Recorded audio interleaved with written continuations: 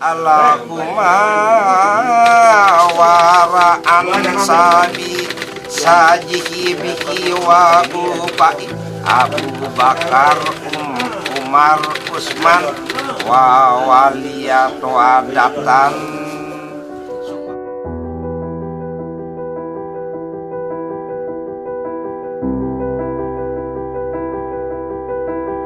Orang Bayan tetap melaksanakan sholat 5 kali sehari semalam sebagai kewajiban mereka sebagai umat Islam, bukan tentang waktu menjalankan sholat.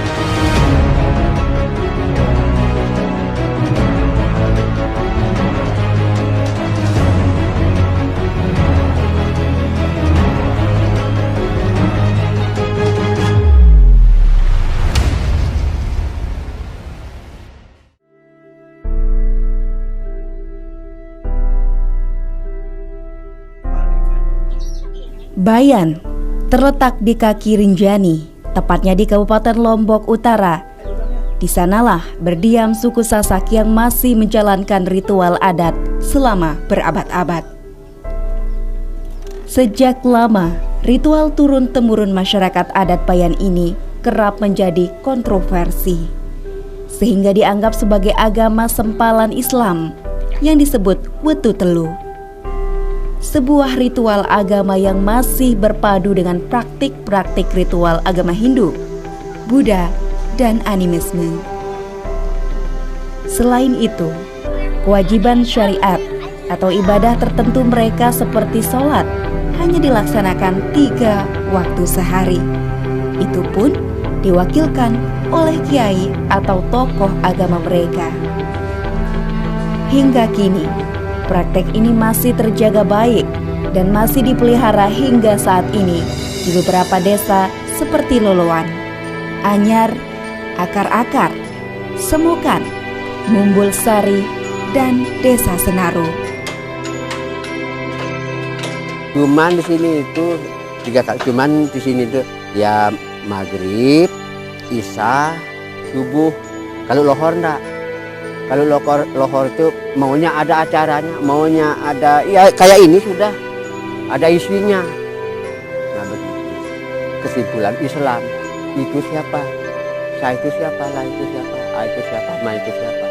Itu kan Isa. Saya itu subuh. Lah itu apa? Lohor.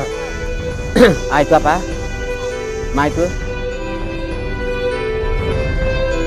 Pada zaman Orde Baru, praktek ritual ini dianggap sebagai pemahaman yang sesat, menyimpang dari ajaran Islam, bahkan dimusuhi. Kekuasaan saat itu menggunakan mulut-mulut para ulama dan tangan aparat, sehingga mereka kerap mendapat perlakuan diskriminatif, bahkan mendapat intimidasi. Meski pemahaman serupa terdapat di daerah lain, seperti Wiwitan di Jawa Barat dan Kejawen di Jawa Tengah dan Jawa Timur.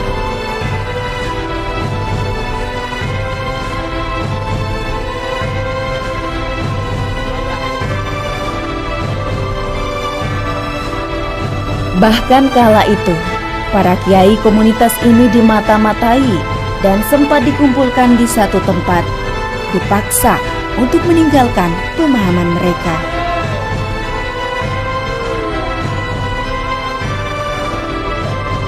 Pemuka agama Bayan tak bergeming. Mereka kekeh mempertahankan keyakinan mereka, meski secara masif mendapat intimidasi dan diskriminasi. Mereka tetap menjalankan ritual mereka, meski kini ritual agama dan budaya yang seharusnya menjadi satu kesatuan yang tidak dapat dipisahkan dalam tradisi ritual keagamaan masyarakat Wetu Telu, dipisahkan pelaksanaannya.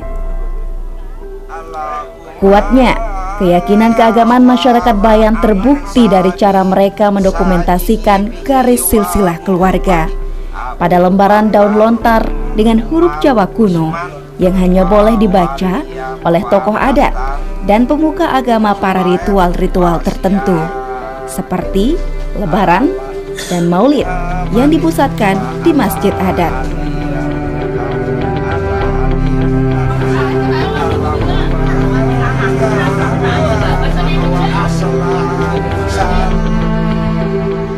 Upaya memutus mata rantai keyakinan Wetu Telu ini terus gencar dilakukan penguasa waktu itu. Sekolah-sekolah berbasis agama diarahkan membuat program gratis bagi anak-anak Bayan berkeinginan memperdalam agama. Salah satunya Pondok Pesantren Nurul Hakim di Kediri, Lombok Barat.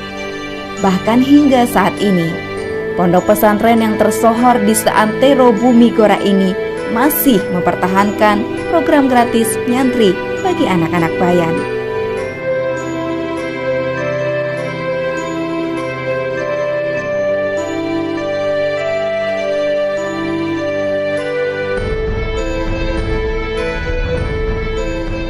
Kita begini, punya pengalaman dalam dakwah di Bayan cukup lamban, ya, cukup lamban. Kita punya dai di sana mungkin sejak tahun 80-an, ya, tahun 80-an, bahkan sebelumnya dari tahun ya antara 70-80 itu sudah ada dai kita di situ. Nah, kita rasakan cukup lamban perkembangannya dari pondok pesantren, kemudian mengupayakan dana mendirikan pondok pesantren di situ. Ya, nama pondok pesantren itu Babul Mujahidin. Ya, persis di belakang kantor desa Bayan. Ya, Babul Mujahidin. Nah, itu pun masih kita rasakan sebab kita ingin melalui pendidikan. Ya, nah, tetapi yang kita rasakan justru yang banyak bersekolah itu berasal dari masyarakat pendatang, ya. Sebab Bayan itu yang asli itu berada di Bayan Belik itu, ya. Nah, sedangkan di beberapa tempat baik sebelah selatannya, lebih-lebih sebelah timurnya itu banyak yang berasal dari Lombok Timur, Lombok Tengah. Artinya beliau-beliau yang sudah memang tidak ada persoalan dalam soal pelaksanaan ajaran agama. Nah, itu yang banyak sekolah di madrasah kita. Sementara yang anak Bayan sendiri itu sedikit sekali. Tetapi dengan terus saja dai kita dengan penuh kesabaran melakukan pembinaan, saat ini justru yang jadi kepala madrasahnya itu adalah putra Bayan asli.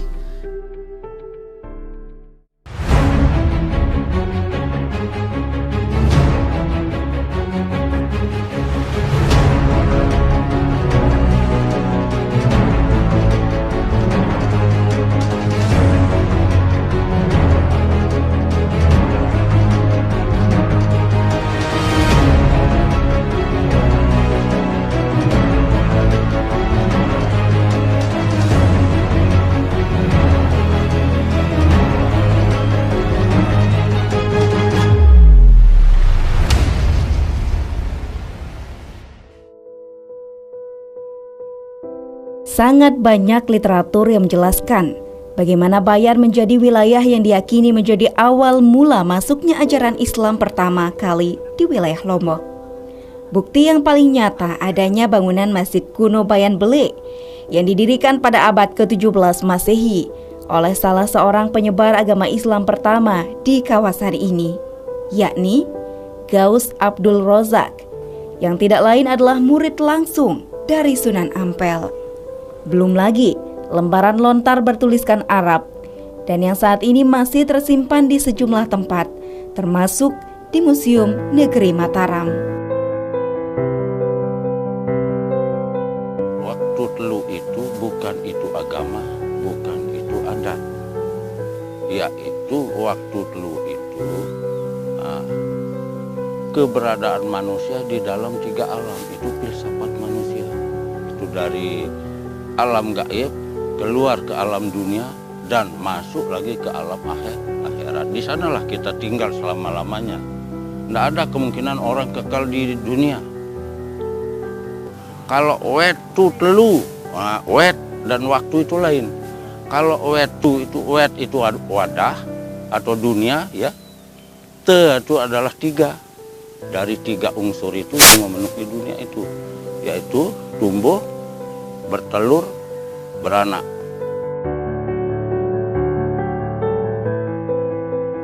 Bentuk masjid ini memang tidak berbeda jauh dengan rumah-rumah sekitarnya.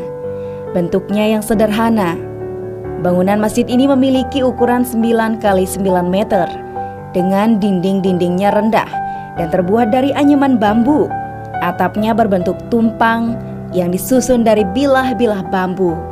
Sedangkan pondasi lantainya terbuat dari batu-batu kali. Sementara itu, lantai masjid terbuat dari tanah liat yang telah ditutupi tikar bulu.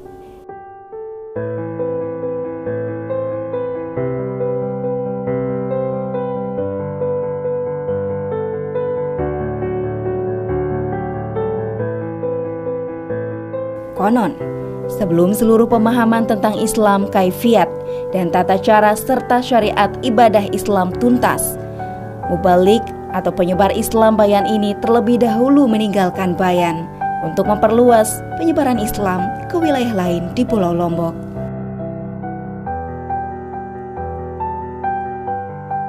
Inilah kemudian menjadi awal mula anggapan negatif tentang Wetu Telu. Prasangka miring yang tidak sepenuhnya benar. Mereka sejatinya masyarakat Bayan memahami Islam sesuai dengan apa yang pertama kali dipahami dan diajarkan, yakni Islam tradisional. Kuatnya tekanan dan meluasnya anggapan kesesatan Wetu Telu ini kemudian menjadikan komunitas ini memaksa diri mereka untuk memisahkan ritual keagamaan dengan tradisi dan adat istiadat yang seharusnya menjadi satu kesatuan. Untuk mempertegas bahwa keyakinan mereka sama sekali tidak memiliki perbedaan dengan ajaran Islam.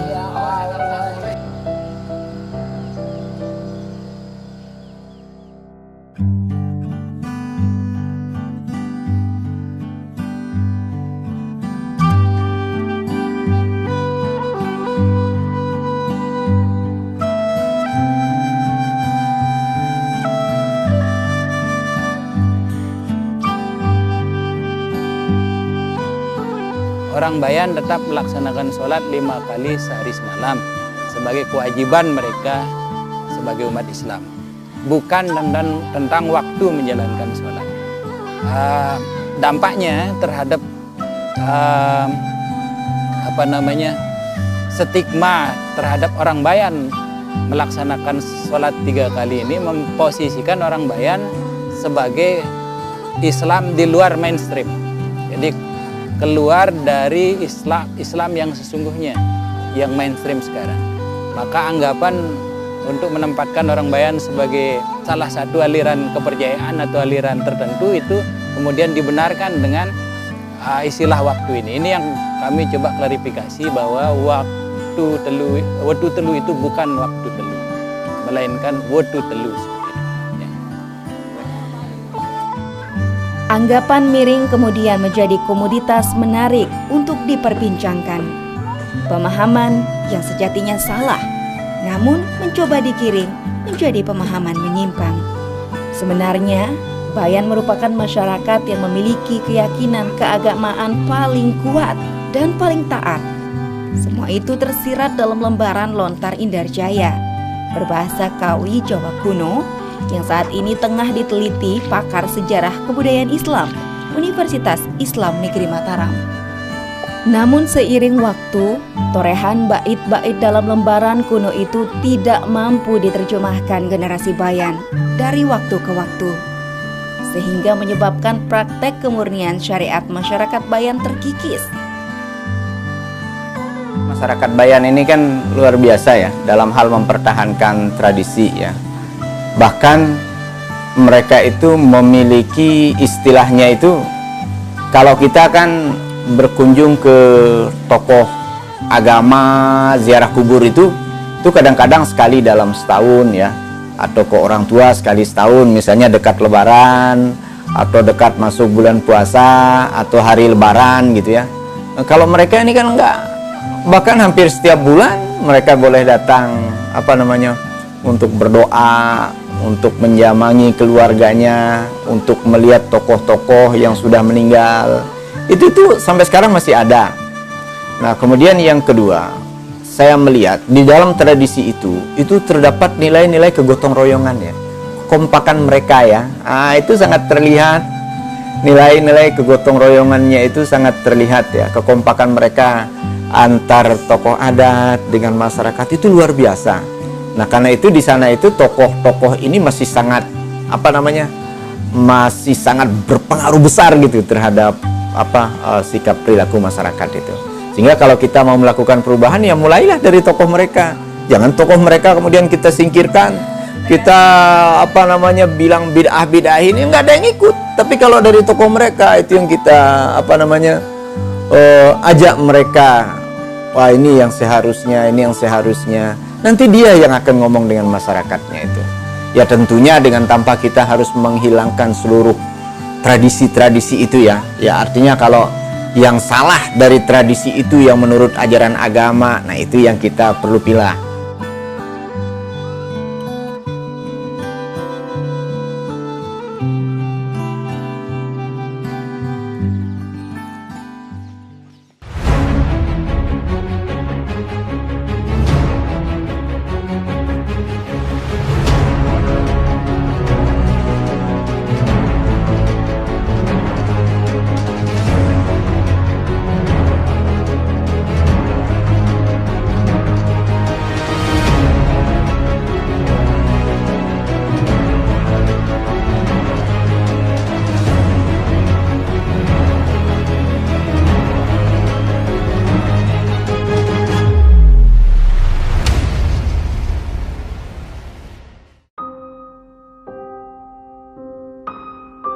Kini, wudu telu tidak lagi dipahami sebagai cerminan pelaksanaan waktu sholat dalam ajaran Islam. Seluruh prasangka sirna sudah. Wudu telu tidak lebih dari konsep filosofis tentang keberadaan manusia ada di dalam 3 alam. Pertama, melahirkan atau menganak, bertelur atau menteluk, dan berbiji atau mentiup. Atau lebih sederhana diartikan dalam 3 sisi kehidupan, yakni alam rahim atau kandungan, alam dunia, dan alam akhirat. Sebetulnya tidak sepenuhnya benar apa yang dipersepsikan oleh publik selama ini. Wudu telu menurut masyarakat adat Bayan itu adalah satu filosofi hidup masyarakat yang berkembang dan hidup di tengah masyarakat Bayan secara umum, termasuk juga di tempat ini di komunitas adat Semokan.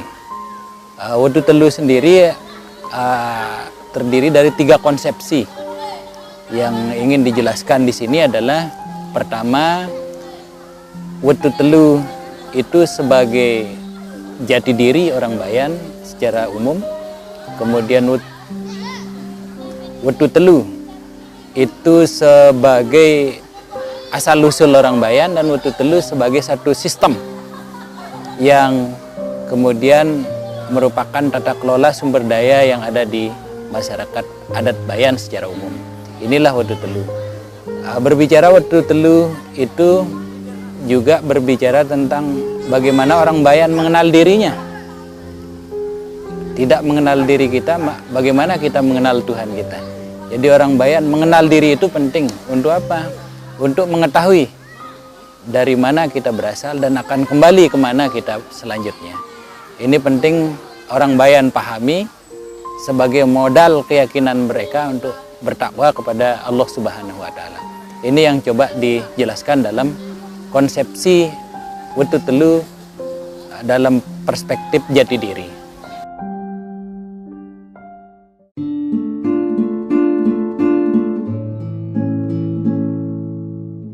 Masyarakat Bayan percaya hidup pada dasarnya memiliki 3 tingkatan itu, sehingga saat memasuki status atau tingkatan yang lebih tinggi, haruslah dilaksanakan ritual tertentu yang dapat menghindarkan mereka dari gangguan-gangguan hidup.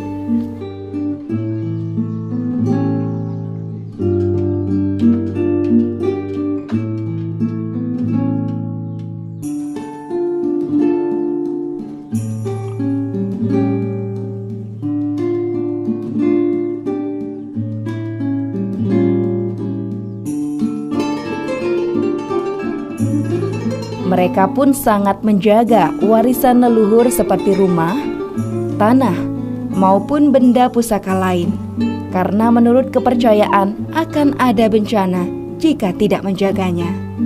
Mereka menjaga hutan yang terdapat sumber air yang akan mengaliri sawah mereka. Mereka diikat oleh awik-awik atau aturan adat yang sangat berat sanksinya. Menebang pohon adalah hal yang tabu. Bila mengusik segala hal yang ada di hutan, termasuk tumbuhan dan hewan, maka akan terkena kutukan.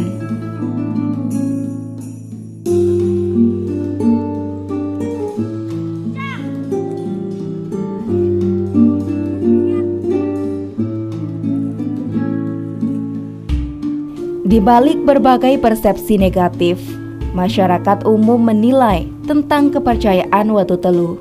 Kepercayaan ini menyimpan banyak nilai yang sangat bermanfaat bagi kehidupan manusia, di mana kehidupan akan lebih baik dengan menjaga keseimbangan alam agar tetap lestari.